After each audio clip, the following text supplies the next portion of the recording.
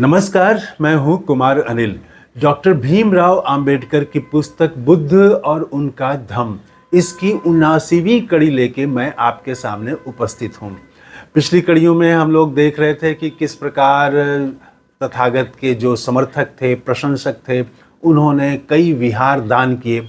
आज हम बात करेंगे कि बुद्ध को कोई गिफ्ट देना चाह रहा था और बुद्ध सवाल कर रहे थे। और ये बहुत ज़रूरी है, कोई भी अगर गिफ्ट देता है आपको, तो गिफ्ट देने वाले का मकसद जानना ज़रूरी है। बुद्ध ने यही किया। अगर आप मकसद नहीं जानते हैं कि वो गिफ्ट आपको क्यों दे रहा है, तो ये यहाँ से संबंधों में अनैतिकता की शुरुआत हो सकती है। संबंधों में अनैतिकता आ सकती है, संबंध बिगड़ सकते हैं, स्वार्थ का इसमें एंट्री हो सकता है, तो गड़बड़ी कई तरह की हो जाएगी। तो आमतौर से गिफ्ट लेने से पहले लोग सोचते नहीं हैं, बाद में धीरे धीरे वो आपसे संबंध बना के कोई आदमी जो है फिर वो आप पर कब्जा कर लेता है, फिर वो वहाँ से कई गड़बड़ियाँ शुरू हो जाती हैं। तो कोई भी अगर गिफ्ट दे, पति पत्नी को कोई गिफ्ट दे, किसी भाई को कोई गिफ्ट दे, किसी को कोई अनजाना आदमी अगर गिफ्ट दे, नया नया परिचय हुआ है और वो गिफ्ट दे, कोई अमीर आदमी अगर गिफ्ट दे, तब सजग रहना चाहिए। इससे आज की जो कथा है उससे यही आज के प्रसंग से पता चलता है। तो हुआ ये कि तथागत जो थे वो श्रावस्ती में थे और वहाँ पर एक विशाखा नाम की एक महिला थी। वो बहुत धनी महिला थी, उसके पास बहुत स्वर्ण मुद्राएं थी, बहुत उसके नाती पोते थे, बहुत नौकरानी, और वो बहुत सुखी संपन्न महिला थी। तो एक बार तथागत वहाँ पर थे, तो ये महिला वहाँ गई, आमंत्रित किया महिला ने जाके तथागत को कि आप मेरे यहाँ भोजन पर चलें। बुद्ध ने स्वीकार किया और बुद्ध आए और भिक्षुओं के साथ उन्होंने भोजन ग्रहण किया। उसके बाद उस महिला ने 8 वरदान मांगे तथागत से। तो देखिए, वरदान देने में भी तथागत जो हैं, ऐसा नहीं कि आंख मूंद के वरदान देते हैं, वरना बहुत सारे वरदान देने के बाद जिसको वरदान मिल जाता है वो दुनिया के लिए परेशानी का कारण बन जाता है। हम लोग जानते हैं, बहुत सारी कहानियों में ये बातें आती हैं कि किस प्रकार उसने देवता को खुश कर दिया और ऐसा वरदान पा लिया कि उसके बाद वो निरंकुश हो गया, तानाशाह हो गया। तो ऐसा वरदान बुद्ध ने नहीं दिया कभी भी। वो वरदान देने से पहले पूछते थे और ये बात स्पष्ट कर देते थे कि अगर वो जन कल्याण में होगा, अगर वो सबके हित में है, तभी वो वरदान देंगे। ऐसे नहीं कि वो आंख मूंद के दे देंगे। और पूछते थे कि वो वरदान क्या है। तो वो विशाखा ने 8 वरदान मांगे। तो तथागत ने पूछा कि वरदान तो आप बताइए कि ये वरदान देने लायक है कि नहीं, अगर देने लायक है तभी मैं दूंगा। तो उस महिला ने, विशाखा ने कहा कि नहीं, जो भी मैं वरदान मांगूंगी वो बहुत उचित है, उसमें कोई आपत्ति वाली कोई बात नहीं है। तो फिर तथागत ने कहा कि तो ठीक है, बताइए क्या 8 वरदान आप चाहती हैं। तो उसने जो पहला वरदान मांगा, वो देखिए वरदान भी बड़ा कुछ एकदम नए तरह का है। तो तथागत से पहला वरदान मांगा कि हर वर्षा काल में, जो 4 महीने वर्षा के होते हैं, तो इस वर्षा काल में जितने भी भिक्षु हैं सबको मैं चीवर दान करूं। ये पहला वरदान मांगा।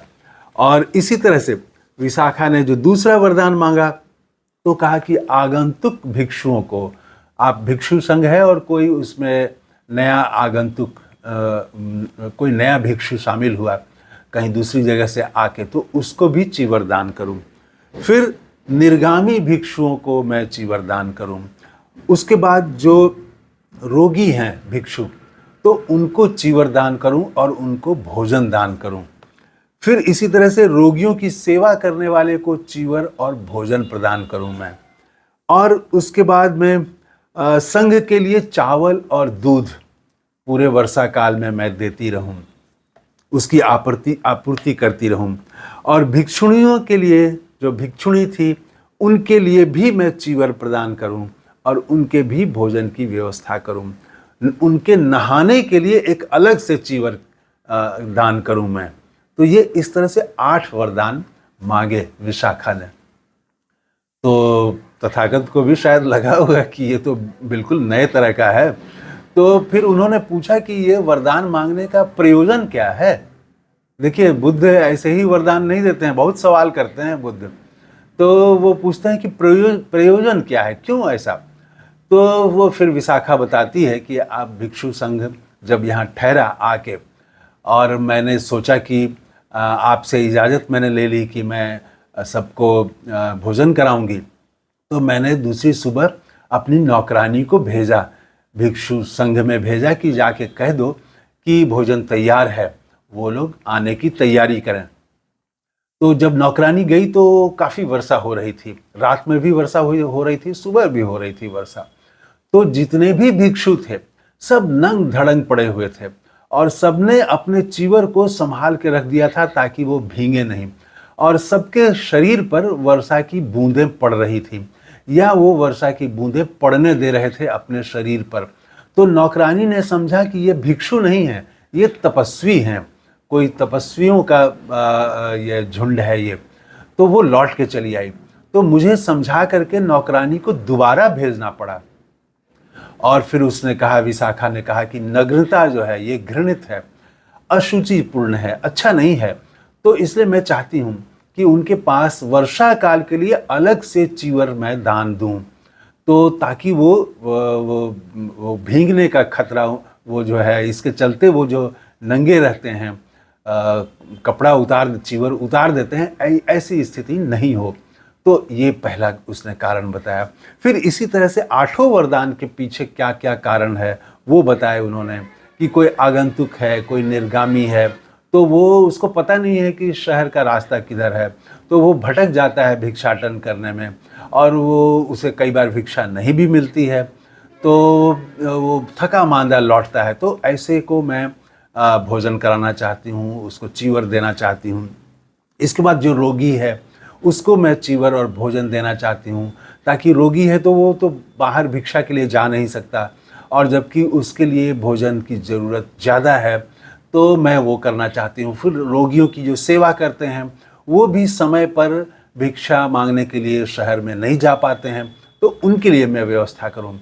और इसी तरह से जो भिक्षुणी थी, महिला भिक्षु, तो वो उनके पास भी चीवर एक ही है, तो वो जब स्नान करने जाती हैं तो झुंड में एक ही नदी के किनारे जाती हैं, और वहाँ पर गणिकाएं भी स्नान करती हैं, और वो चीवर उनके पास एक ही है, तो वो भी मजबूरी में वो उन्हें भी कपड़े उतार करके, चीवर उतार करके स्नान करना पड़ता है।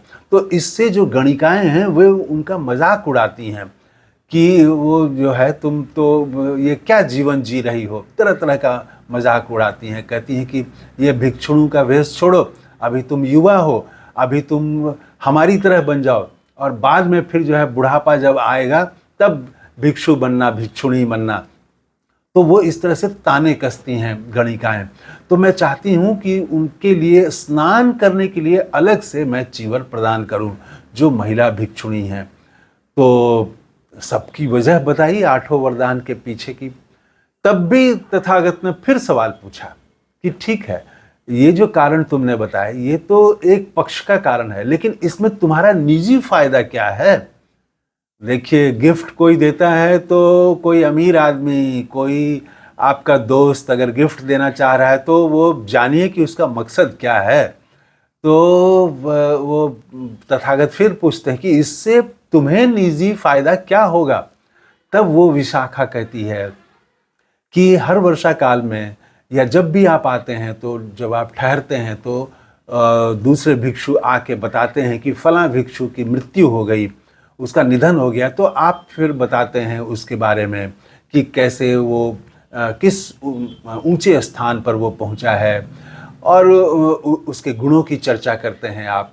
तो जब ऐसा होगा तो मैं भी जा करके पता करूंगी कि क्या वो यहाँ पर इस विहार में आया था भिक्षु, और क्या उसने मेरा प्रदान किया हुआ चीवर ग्रहण किया था, क्या उसने मेरा भोजन दिया हुआ ग्रहण किया था। अगर वो किया था तो मुझे बहुत प्रसन्नता होगी, मुझे बहुत खुशी होगी, और मेरे तनाव खत्म हो जाएंगे, और मुझे बहुत अच्छा लगेगा। इसलिए मैं ये दान करना चाह रही हूँ। तो तथागत फिर प्रसन्न हुए। तथागत ने कहा कि नहीं, ये अच्छा है, ये अच्छी भूमि में, उपजाऊ भूमि में अच्छा बीज डालने के समान है। तो आप दान करें। अगर दान करते समय आपकी भावना, आपका उद्देश्य वो अच्छा है, तो ही उसका फल सबके लिए कल्याणकारी होता है, आपके लिए भी और जिसको आप दान दे रहे हैं उसके लिए भी कल्याणकारी होता है। तो तथागत ने प्रसन्न होकर फिर 8 जो वरदान मांगे थे वो 8 वरदान दिए। तो इस कड़ी में इतना ही। तो आप भी तथागत से संभल जाए, शिक्षा लेके संभल जाइए कि कोई भी गिफ्ट दे तो उससे पूछिए कि आप क्यों दे रहे हैं, आपका मकसद क्या है। तो इस वीडियो में इतना ही। तथागत को नमस्कार करते हुए अपनी बात समाप्त कर रहा हूँ। थैंक यू, धन्यवाद, जय हिंद।